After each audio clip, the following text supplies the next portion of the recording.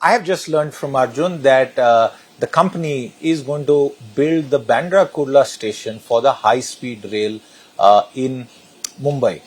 Tell our viewers about that, at least those who may not have heard about this. What does it entail and what does it really mean in terms of that ambitious project which everyone is looking forward to? So if you look at... The mic, please. Yeah.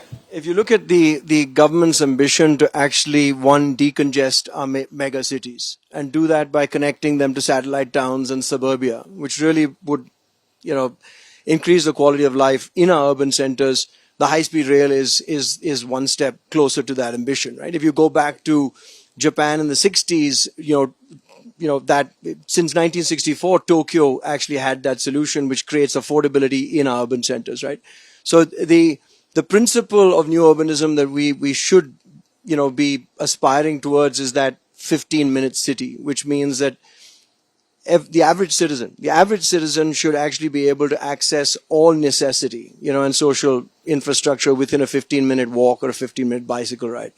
If you look at our metro systems, in India today, we've I think got the 5th largest metro network in the world today, about 800 plus kilometers of that. A lot of that is underground. Huge amounts of investment, probably much more expensive than building above ground. But the point being that we actually reduce the amount of air and noise pollution, increase green spaces within our cities. And very importantly, you have affordability, you have densification in our cities, and you then also have safety. And that ends up creating a much more vibrant economy for our city generation. The point here is that cities continue to be the GDP generator of our country, right? 70% of our GDP is going to come from cities. And India has the added burden of, or the challenge of, urban migration from rural centers. Taking people from rural India. Yeah, which by the way in Europe happened over centuries. You're having, that many million Indians come into urban centers in a span of decades.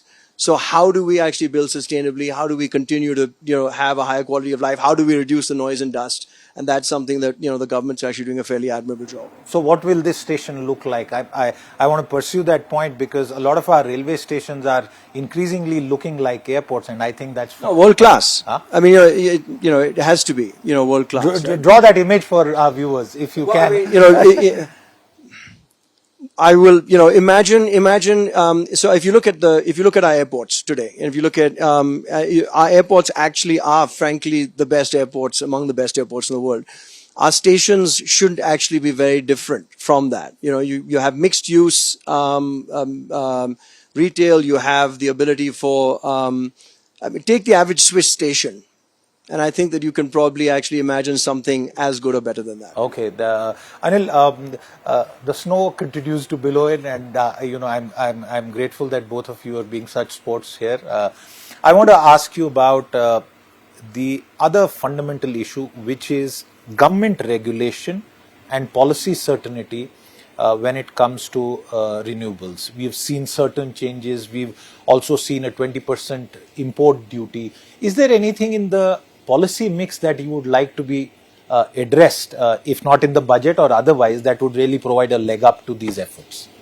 See, broadly, if you're going to see from 1996 onwards, when the LCT has been reforms have been started, that's much of the most complicated sector as such. We have seen an LCT Act coming up. There's various amounts of changes been continuously happening. And there's one sector, the last 20 years, has been reformed so many times. And this sector requires a deep-pocketed, patient investors, and you have to really understand the government and work very closely.